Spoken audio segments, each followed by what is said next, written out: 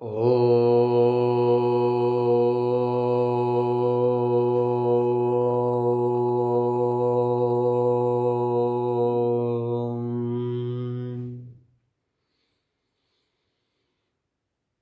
पूर्णमदः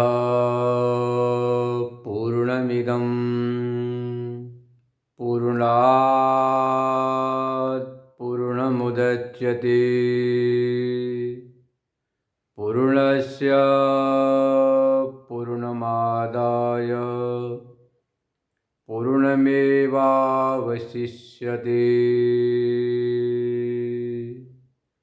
ॐ शान्ति शान्ति शान्तिः। शङ्करं शङ्कराचार्यं केशवं बादरायणं सूत्रभाष्यकृतौ वन्दे भगवन्तौ पुनः पुनः। ईश्वरो गुरुरात्मेति मूर्तिभेदविभागिने व्योमवद्व्याप्तदेहाय दक्षिणामूर्तये नमः। पतितपावनी कलुषभंगिनी माँ गंगा के तट पर समर्थित श्री विद्यालोक न्यास हरिद्वार से आप नित्य स्वाध्याय श्रवण करते रहते हैं। आज माघ मास के चतुर्दशी तथा परम अमावस्या के दिन सोमवार गंगा किनारे बैठकर आप सत्संग श्रवण कर रहे हैं। इस आधुनिक संसाधन के द्वारा घर बैठे भी आप गीता ज्ञान गंगा का लाभ उठा रहे हैं। आइए पहले उच्चारण। त्रैगुण्य विषया वेदा निस्त्रैगुण्यो भवार्जुन निर्द्वन्द्वो नित्यसत्त्वस्थो निर्योगक्षेम आत्मवान्। त्रैगुण्य विषया वेदा निस्त्रैगुण्यो भवार्जुन निर्द्वन्द्वो नित्यसत्त्वस्थो निर्योगक्षेम आत्मवान्। भगवान इसके पहले बता चुके हैं, भोगैश्वर्य प्रसक्तानां तया परितचेतसां व्यवसायात्मिका बुद्धि समाधो न विधीयते। यह जो भोगैश्वर्य प्रसक्त जिसका चित्त है, उनके चित्त में विवेक जो विज्ञान है, उस विवेक विज्ञान के अभाव मतलब वह अपहरण हो जाता है। किसके द्वारा? भोगाशक्ति ऐश्वर्याशक्ति के द्वारा। उनके चित्त में निश्चयात्मिका बुद्धि नहीं होती। उनके अंतःकरण में यह निश्चय नहीं होता है कि हमारे जीवन का लक्ष्य क्या है, हमें क्या करना क्या नहीं करना। क्योंकि जीवन में यह लक्ष्य भी होना अनिवार्य है कि हमारा क्या कर्तव्य है। तो ऐसे मनुष्य जिनके जीवन में भोग और ऐश्वर्य की प्रधानता है, उनके जीवन में न भगवत निश्चय होता है, न सांख्य योग वेदांत धर्मशास्त्र कुछ भी निश्चय नहीं कर पाते हैं। उनका जीवन ऐसे ही जैसे मरकट तद्वत जीवन जीने को विवश रहते हैं। मरकट समझते न, बंदर, कभी बाएं कभी दाएं, कभी इधर कभी उधर। अब यहाँ एक बात बता रहे हैं कि जो संसार है कैसा है, उसका चित्रण करते हैं। त्रैगुण विषया वेदः, भगवान कहते अर्जुन, यह जो संसार है त्रैगुण विषयक है। वेद भी त्रिगुणात्मक जो संसार है उसी का प्रतिपादन करते हैं। त्रैगुण्य मतलब सत्व रस तमस, जो तीन गुण हैं, गुण बोलते धागा को, तो जो तीन गुण है, तीन गुण का यह जो सर्जन संसार है। देखो सृष्टि क्रम है, सबसे पहले अविद्या, अविद्या के बाद वासना कामना, तद अनुसार पूरे संसार की सृष्टि होती है। और सृष्टि का कर्ता भी कोई परमात्मा नहीं, आप स्वयं ही हैं। हम जो कहते हैं परमात्मा सृष्टि को बनाता है, वह तो मात्र निमित्त कारण है। उपनिषद में आपने श्रवण किया होगा कि मेधया तपसा अजनयत पिता, वाक्य ना, मेधया तपसा अजनयत पिता। मेधा मतलब उपासना, तपसा मतलब कि कर्म, उपासना कर्म के द्वारा जन्मांतर में जो यह यजमान था, अभी जो इसमें यजमान है ना वर्तमान में, यही पिछले जन्म में अपनी उपासना कर्म के द्वारा अजनयत पिता संसार का सर्जक बना। जैसा आपने कर्म किया, उपासना किया, तद अनुसार आपको यह शरीर मिला, शरीर के संसाधन उपलब्ध हुए, व्यवहार, या आप अमीरी गरीबी अवस्था को प्राप्त किए। तो परमात्मा तो मात्र निमित्त है। अपने कर्तृत्व अभिमान को मिटाने के लिए कह देते हैं कि परमात्मा ने ही संसार का सृजन किया। वास्तव में यह जीव ही पूरे संसार का सर्जक है। मेधया तपसा अजनयत पिता। जैसे मान लो कोई अपराधी बड़ा भारी अपराध किया, मुकदमा चला, तो जज साहब जजमेंट देते हैं, निर्णय देते हैं इसे फांसी का दंड हो गए। तो लोग क्या कहते हैं कि फला आदमी को फला अपराध में फांसी की सजा हो गई। अब फांसी किसने दी? तो कहते फलाना जज ने दिया। तो विचार करो, जज फांसी क्यों देगा? जज तो निमित्त बना। आपने एक ऐसा कुत्सित कर्म किया, अपराध किया, निंदित कर्म किया, जिसके परिणाम स्वरूप बाध्य होकर के जज साहब ने आपको फांसी की सजा सुनाई, दंड दिया। वे तो निमित्त हुए, पर मूलभूत आपका कर्म ही कारण हुआ। जो आपका कर्म है, जो आपका असंवैधानिक अनैतिक जो कर्म है, उसी अपराध रूपी कर्म के फलस्वरूप जज साहब को फांसी का दंड देना पड़ा। तो मुख्य तो आप उसके कारण बने, न्यायाधीश है, जज हुए तो निमित्त बना। ऐसे ही पूरे संसार का सर्जक ये जीवात्मा ही है। परमात्मा तो निमित्त मात्र है। अब आप नित्य प्रति परमात्मा का उपासना करते हैं, भक्ति करते हैं, भोग लगाते हैं, अर्चन बंदन करते हैं। जो सच्चित आनंद स्वरूप है, आनंद घन है, जिसको हम क्या कहते हैं, आनंद घन।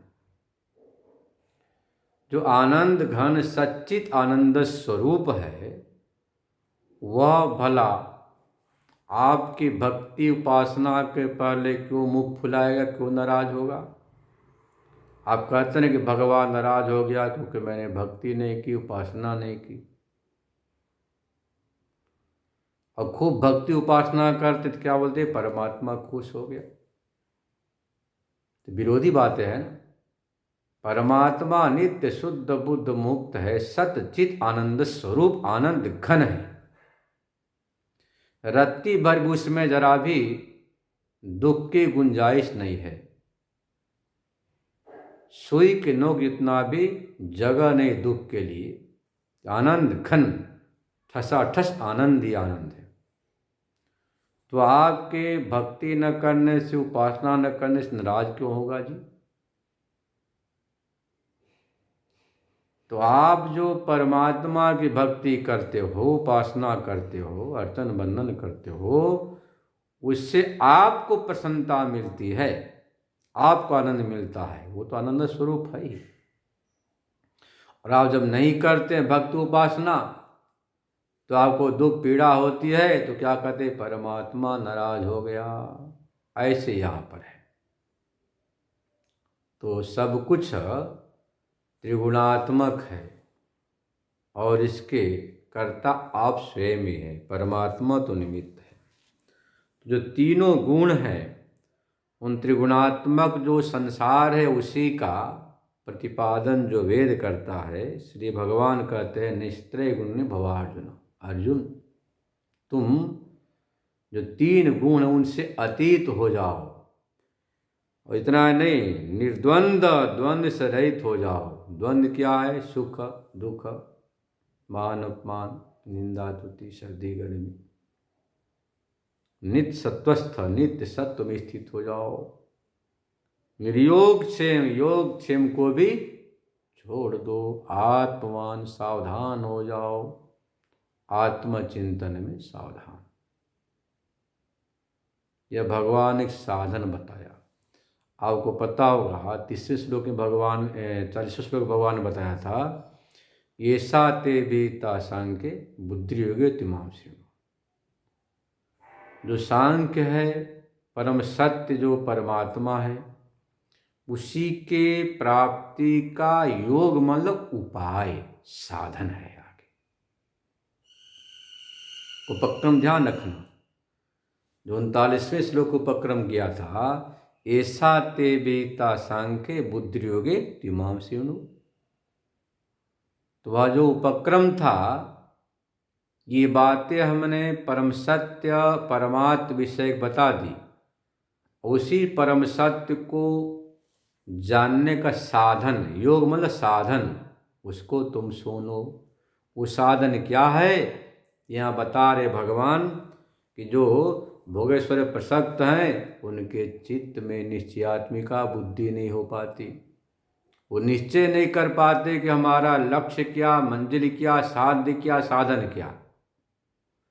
वो संसार में डवाडोल होते रहते हैं, कभी भोगासक्ति, कभी कर्माशक्ति, विषयाशक्ति, ऐश्वर्याशक्ति, इसी में लगे रहते। आसक्ति प्रसक्ति। परंतु जो त्रिगुणात्मक संसार है, उससे ऊपर उठकर निस्त्रैगुण्य होने की इच्छुक, निर्द्वंद, नित्य सत्वस्थ होकर, निर्योग क्षेम होकर आत्मान होता है, वही उस परम सत्य को उपलब्ध होता है। यह बात यहाँ मूल रूप से श्लोक में बता रहे हैं। उसकी व्याख्या पर नजर डालते हैं। यह जो बताया त्रैगुण विषया वेदा, इसको दृष्टांत से समझते हैं। एक स्त्री है, तो स्त्री का जो पिंड है, उस पिंड में तीनों गुणों की सृष्टि हो रही। अब जो एक स्त्री सुंदर है, सुशील है, सदाचारिणी है, अच्छे कपड़ा पहनी है, अच्छे वस्त्र पहने हैं, गहने पोशाक पहने हैं, वह स्त्री का पिंड अपने पति के प्रति प्रसन्नता प्रकट करती है। पति देखकर प्रसन्न होता है कि हमारी प्राण प्यारी धर्म पत्नी है। क्या बोलता? प्राण प्यारी धर्म पत्नी। प्रसन्न होता है, आनंद होता है। अपने पत्नी के श्रृंगार को, सजावट को, सौंदर्य को, सौशील्य, सदाचारिता को देखकर पति प्रसन्न होता है।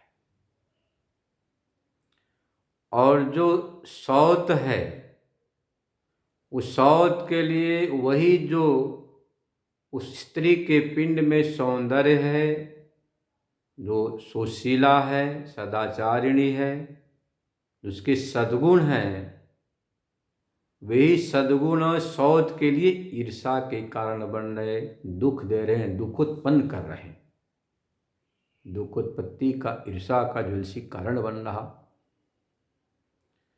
तो देखो, जो पति है उसके लिए तो वही सौंदर्य, सदाचारिणी, गंभीरता, क्रियाकलाप, गुण, प्रसन्नता दे रहा, और सौत को ईर्षा, जलन, ज्वेलसी, दुख प्रकट हो रहा। और तीसरा एक समझो जार पुरुष है, उसके लिए जो मन में भावना है कि इसको भगा कर ले जाऊं, उसके मन में मोह उत्पन्न हो रहा। तो पति के लिए सुख, सौत के लिए दुख, और अन्य जो पुरुष है, जार पुरुष, उसके लिए मोह। पति प्रवृत्त होता है, जो आपकी वह सौत, वह निवृत्त। और यह जो जार पुरुष है, जो भगाने की इच्छुक है, भगा कर ले जाऊं, तो उसके लिए उस स्त्री के पिंड में मोहोत्पन्न हो रहा है, जिससे स्खलन होता है, पीड़ा होती है, मोहाच्छन्न हो जाता है। तो यहाँ जो स्त्री का पिंड है, उस एक ही स्त्री के पिंड से, अब जो स्त्री का पिंड है वह, जैसा आपने श्रवण किया, स्थूल रूप से यदि हम बोलें, सुने, समझें, तो पूरा ब्रह्मांड परमात्मा ने बनाया है, तो मात्र एक पंचभूतात्मक स्त्री पिंड है। उस पंचभूतात्मक स्त्री पिंड में जो सात्विक है, सत्व है, उस सत्व अंश से तो पति को प्रसन्नता मिल रही है, और जो रजस अंश है उससे सौत को दुख हो रहा, ईर्षा हो रही, और जो तमोगुण है उससे जार पुरुष के चित्त में मोह उत्पन्न हो रहा। तो देखो, एक ही स्त्री के पिंड है, अब उस पिंड के समक्ष आते ही, जैसे भाई और सरल हम करके समझाएं, तो शीशे के सामने आप जाते हैं, तो शीशे के सामने जाने के बाद जैसी मुखाकृति होती है वैसा ही आपको दिखाई पड़ते हैं। यदि आप लाल कपड़ा पहने हैं तो वही दिखाई पड़ेगा, हरा है तो हरा दिखाई पड़ेगा, पीला है तो पीला। उस शीशे का क्या दोष? वह तो निमित्त है जो आपके प्रतिबिंब को प्रकट कर देता है। ऐसे पति के चित्त में शुद्ध भावना से सुख रूपा है, सौत के मन में रजस होने से दुख रूपा, जार पुरुष मन में भगाने की भावना होने से या भोग की भावना होने से उसे समझो कि मोह रूप है। आपने दृष्टांत सुना होगा, कि राज दरबार में बहुत कुशल चित्रकार आया। उसने कहा महाराज सुंदर मैं चित्रकारी करता हूँ। राजा साहब ने कहा अच्छी बात है, सुंदर मेरा चित्र तस्वीर तैयार करो। तो बोला देखो जरा मैं बूढ़ा हो गया हूँ, बाल सफ़ेद न होना चाहिए, काले काले हों। मंत्री महोदय बोले देखो भाई चित्रकार बहुत इनाम दूंगा, चित्रकारी करना। और मैं बैठा रहता हूँ ना तो पेट मोटे हो गए, सुडौल बनाना बिडौल नहीं। दीवान जी आए, बोले देखो भाई मैं सेनापति हूँ ना, युद्ध में एक हाथ कट गया है तो हाथ जरा ठीक से बनाना।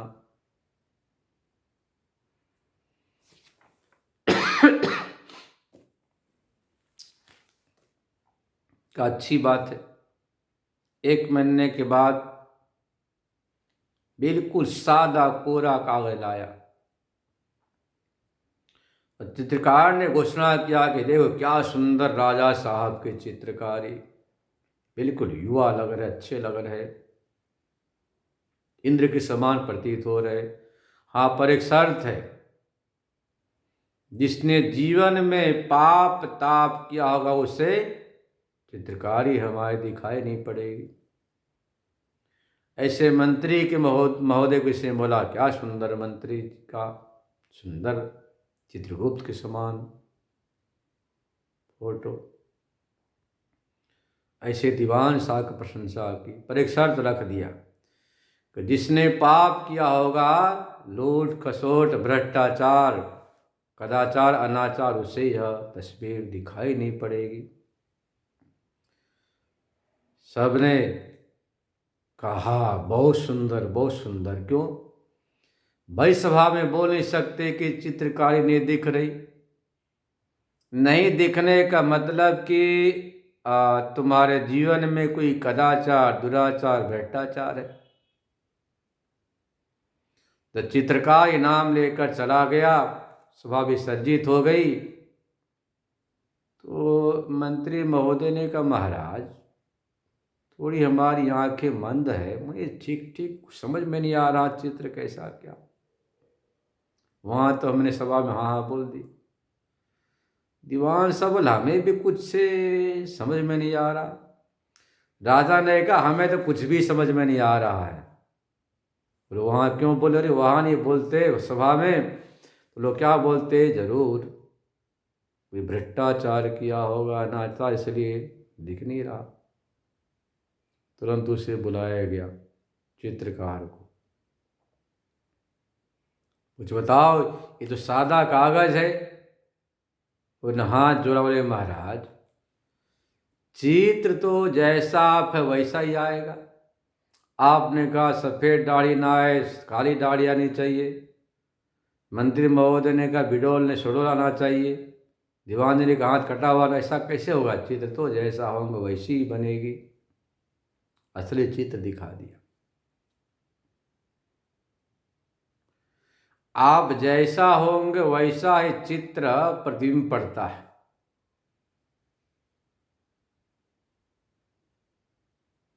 ऐसे ही स्त्री पिंड तो एक रूप में है। अब पति के लिए सत्व प्रधान गुण उत्पन्न किया तो प्रसन्नता हो रही, सौत के लिए रजोगुण होने से ईर्षा दुख हो रहा, और जो दुश्चरित्र पुरुष के लिए तमोगुण होने से मोह रूप मोहाच्छन्न हो रहा।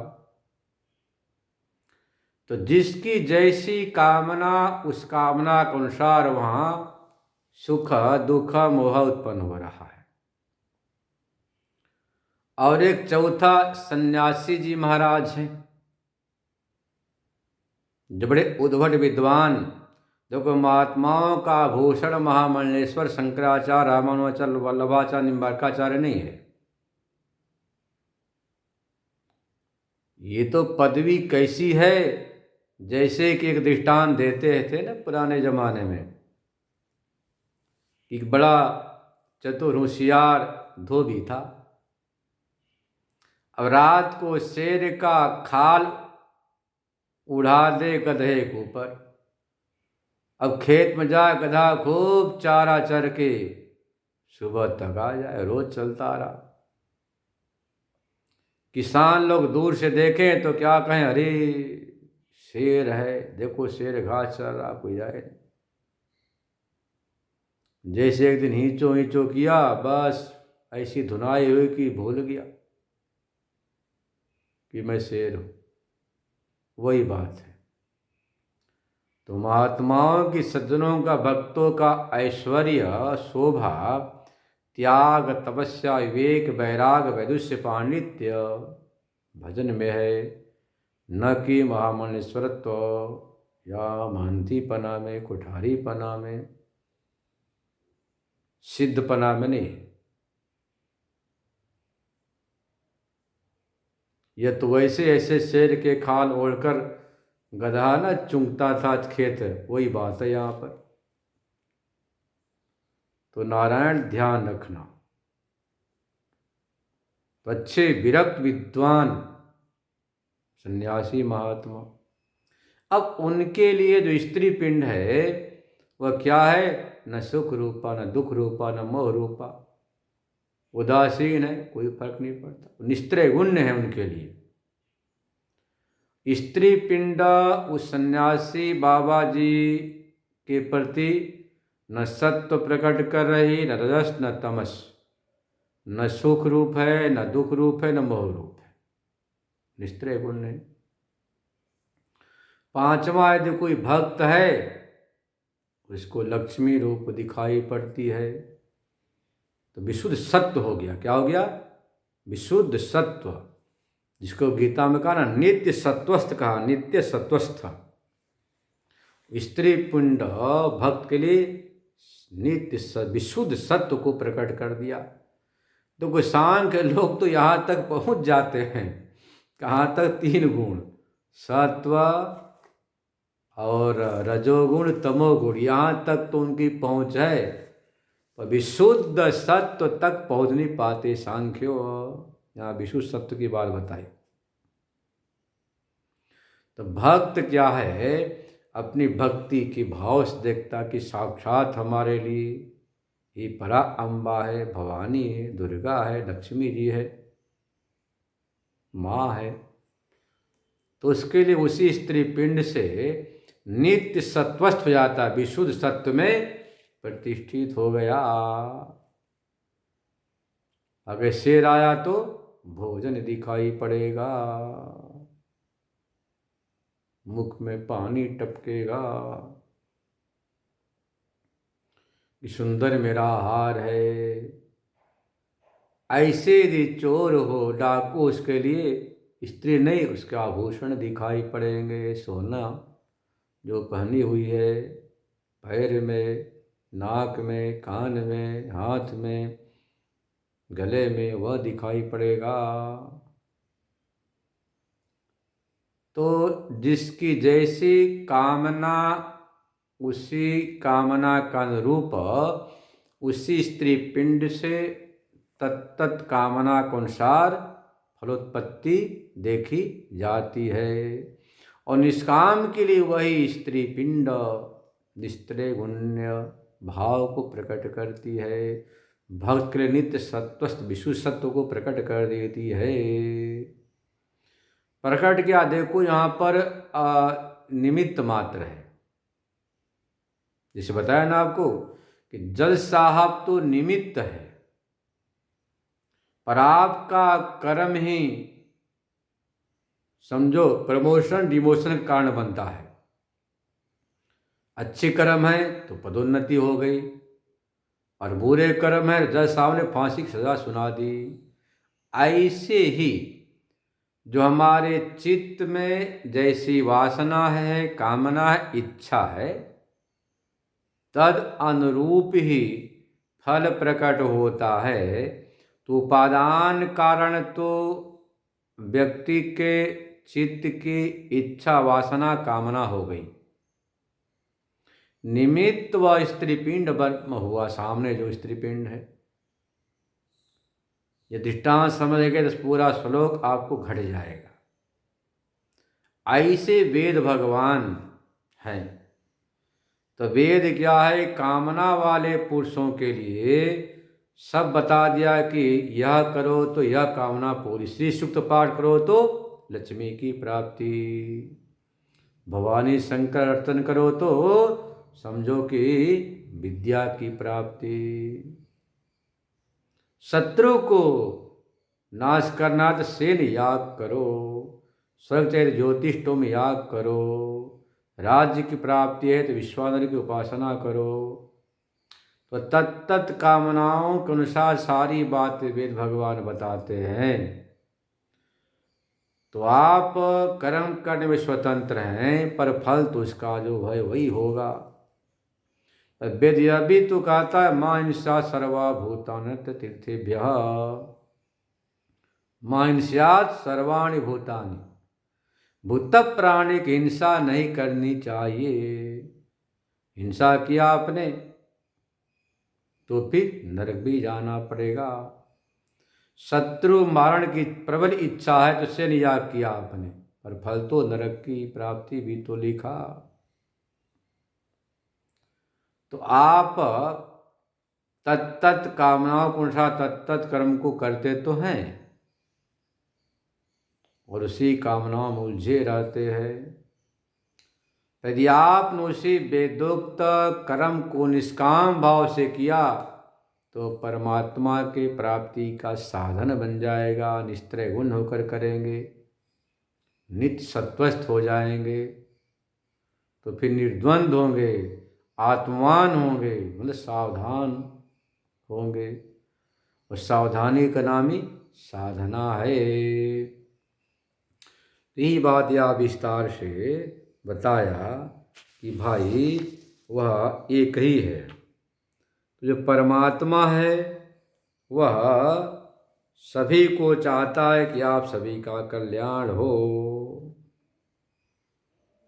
जैसे डॉक्टर कहता है कि 3 दिन तक हमारी दवाई खाओ, पर ये परहेज करना, दूसरी कोई चीज़ नहीं खाना, बोलता ना। तो इसका तात्पर्य है दवाई खिलाने में और परहेज में। ऐसे ही यहाँ पर भगवान कह रहे कि निस्त्रय गुण्य भवार्जुन, संसार त्रिगुणात्मक है, तुमको तीनों गुणों को हटाकर नित्य सत्वस्थ होना है, सावधान होना है। निर्योगक्षेम कह दिया क्योंकि प्रत्येक प्राणी योगक्षेम के कारण ही संसार में भटक रहा, परमात्मा की भक्ति नहीं कर रहा। अप्राप्त के प्राप्ति का नाम योग है, प्राप्त के रक्षा का नाम क्षेम है। तो आप ये सोचते हैं कि भाई मैं कुछ नहीं करूँगा तो कैसे काम चलेगा, जीवन यात्रा कैसे चलेगी। भगवान ने स्पष्ट कर दिया कि अनन्या चिंतयन्तो माम ये जना पर्युपासते तेषां नित्यभियुक्तानां योगक्षेमं वहाम्यहम्। यदि आप अनन्य भाव से चिंतन करते हैं तो भगवान कहते कि अनन्य भाव से चिंतन करने से योगक्षेम का वहन मैं स्वयं ही करता हूँ। जो कितना अधिक भगवान स्पष्ट कर दिया कि आप मात्र अनन्य भाव से परमात्मा का चिंतन करो, कुछ नहीं करना आपको। अनन्या चिंतयन्तो माम ये जना पर्युपासते। जैसे आप अनन्य भाव से परमात्मा के चिंतन में उतर जाते हैं, मग्न हो जाते हैं, जैसे कि एक धनार्थी व्यवसायी दिन रात धन के चिंतन में डूबा रहता, धन के चिंतन में इतना उलझ जाता है कि माता न पिता गुरु न देवा जो आप पढ़ते ना आत्म षटकम में, वही साकार उसके जीवन में होता है। वो माता को भूल जाता, पिता को भूल, पिता कहते बेटा तुम चार मेरे बेटे चार बहुए, और रोटी नहीं बनाई जाती, चार में से कोई एक तो आओ, गाँव में रहो, कुछ तो सेवा करो। बेटा कहता बाबा नौकर रख लो, पैसा भिजवा देता हूँ, गाय का दूध खरीद के पीना, पर अभी टाइम नहीं, समय नहीं। पढ़ाओ कॉन्वेंट में और अमेरिका भेजो बच्चों को, लंदन, वही होगा। मेधिया तपसा अजनयत पिता, तुमने जैसा किया वही तुम्हारे सामने आता। सोचो, अरे भाई यदि आप अपने बच्चे को मात्र कुकर सुकर की विद्या पढ़ाओगे, खाने कमाने पेट पालने, किसको पेट पालने की विद्या बोलते हैं, तो क्या करेगा, वही तो करेगा। यह जो अपना